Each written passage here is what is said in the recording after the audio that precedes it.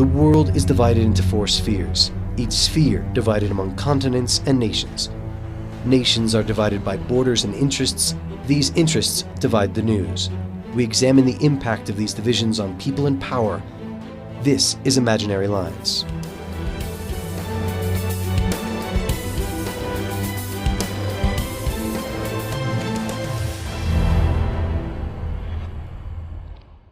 Welcome to the program. I'm your host, Michael Fox. On Friday, November 13th, over 130 people were killed in Paris when a half-dozen gunmen attacked 6 different sites throughout the city. The Islamic State group accepted responsibility for the attacks, which has been labeled France's 9/11.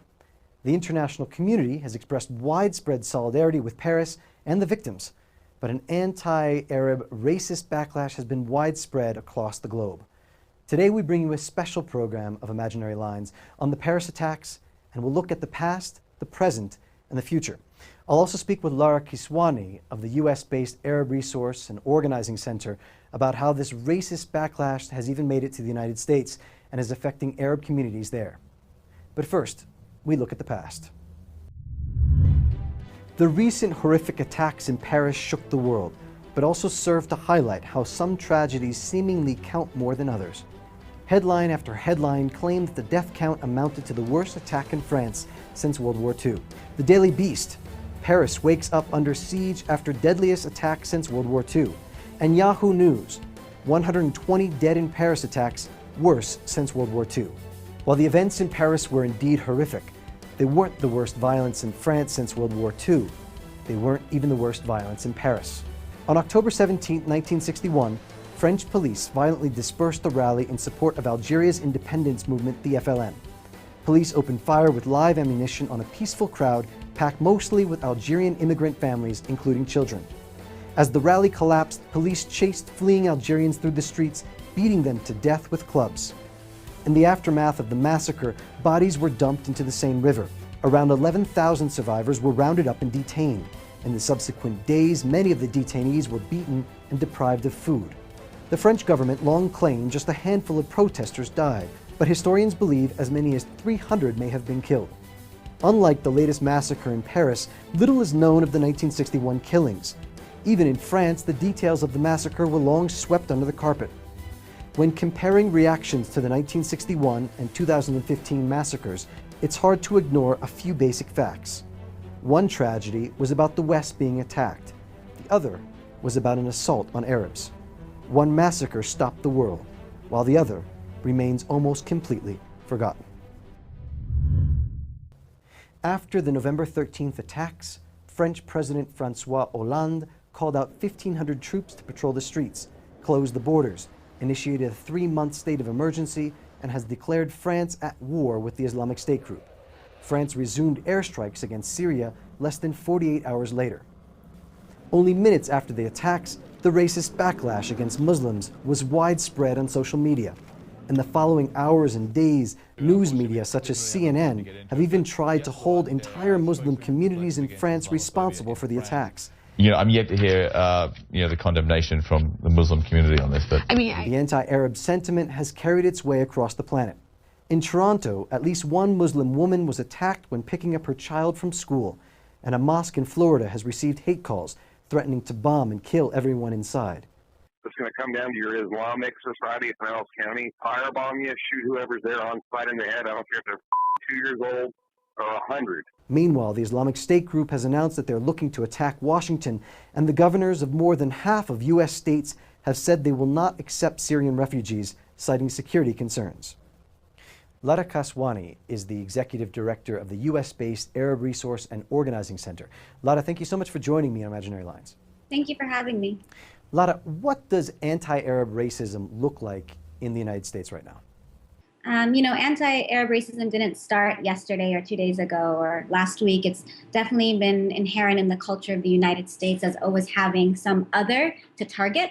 And since 9/11, it's been the Arab and the Muslim. And we've seen fear-mongering. We've seen a lot of really racist curriculum being taught in elementary and high school classrooms, and as well as media, right? But ultimately what it looks like is it's violent. There's a lot of violence against Arabs and Muslims in this country. In recent days, since Paris, what we've seen are homes being shot at, threats being really dangerous phone calls being left and voice messages being left for mosques and cultural centers.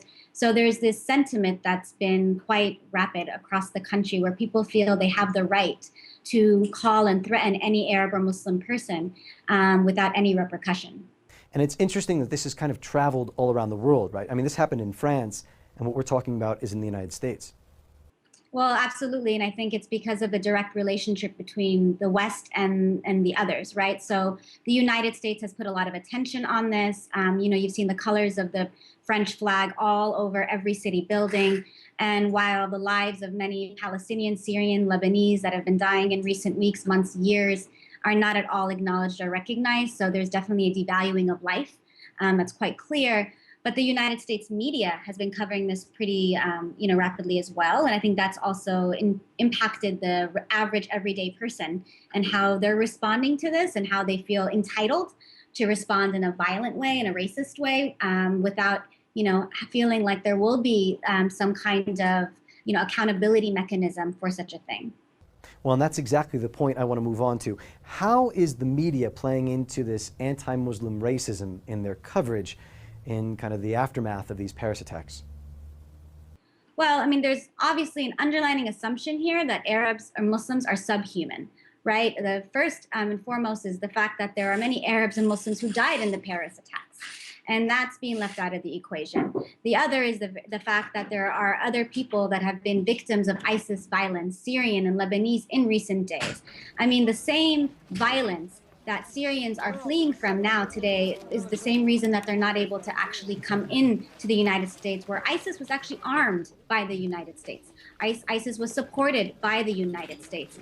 And while that takes place, we see that the fact that the United States now is demonizing ISIS in particular ways, putting a lot of attention when people, what is considered the West, are attacked or victims of ISIS, while the other numerous attacks of other people because of ISIS and the livelihoods of ISIS have not been acknowledged or recognized whatsoever. And this is the day-to-day media. The other thing is what the media is asking, literally, when you hear Arabs or Muslims on media talking about this case, they're literally being asked to take responsibility for the action. Every Arab and Muslim now is expected to take responsibility for the attack by ISIS. Never mind the fact that ISIS was funded and, armed by the United States, just like Al-Qaeda was funded and armed by the United States, prior to 9/11. Never mind the fact that, every time there's a violent act by the West, every time there's a violent act by a white or Christian person, not every white or Christian person is asked to take responsibility for those types of attacks, right? So the media coverage has been extremely racist. It's been completely dehumanizing and creating this dichotomy between whose lives are valued, who's worth, really grieving over and acknowledging and recognizing, and who are those that are invisible and don't matter. And that's become the Arab and the Muslim face. Laura, just over the last week, we've seen over half of U.S. states barring Syrian refugees from their states. What's your analysis of the situation in the United States right now for Syrian refugees? Well, what's actually quite humorous about this is we're actually hearing, different states in the United States, from like California and Florida and other state officials, actually thinking they have the power or the authority to say that we don't want to take in refugees. So the flawed actual understanding of policy itself is quite humorous, but that also is really reflective of the inherent racism in U.S. foreign and domestic policy. We see many refugees and immigrants from Syria through our service work here, and it's really abhorrent to us the fact that these families are divided from their families in Syria. They're worried about their families in Syria who are basically starving in refugee camps today. And now they are the ones who are being blamed for the Paris attacks, and no blame is being put on the same people who armed and trained these terrorists. No blame is being put on the fact that the U.S. government has a direct role and hand in this, in the atrocities that are actually causing Syrians to come here. So what we're seeing is really, quite devastating for our community, for all Arabs and Muslims anywhere, for all refugee populations anywhere, and it's a situation that needs to be addressed and needs to be addressed in a very different way than what we're hearing on mainstream media. Laura, thank you so much for joining me on the show. Thank you. And now for a look at the coming weeks in the lead up to the climate change talks in Paris. After the tragic events in Paris on November 13th, all eyes seemingly fell on France. The world's attention will soon return to Paris with the upcoming COP21 climate talks beginning in the coming weeks. The attacks have already cast a shadow on the talks, which are seen as critical in mitigating the impact of climate change. The conference will still go on, and outlets have been keen to repeat statements by French officials that the continuation of the conference represents a statement against terrorism.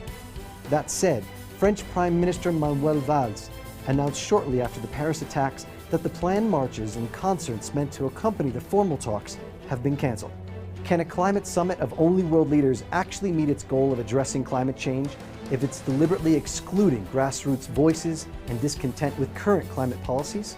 In the last 6 years, more than 150 governments have submitted national climate action plans for the coming decade. But many of the positive changes have come from the streets and the grassroots who have acted instead of waiting for governments to make top-down decisions. Social movements played a major role in pressuring Obama to think twice about the Keystone XL pipeline, stalling Shell's actions in the Arctic, and stopping the Northern Gateway pipeline from pummeling through Western Canada. These are the very same movements that now will no longer have the right to march on the streets of Paris. Will their absence negatively impact the content of any agreement? If the decision to proceed with the talks is a stand against terrorism, then silencing civil society by not allowing them to march may just constitute a victory for the Paris attackers. And that's it for today's show. Thanks for watching. I'm your host, Michael Fox. Please join me next week.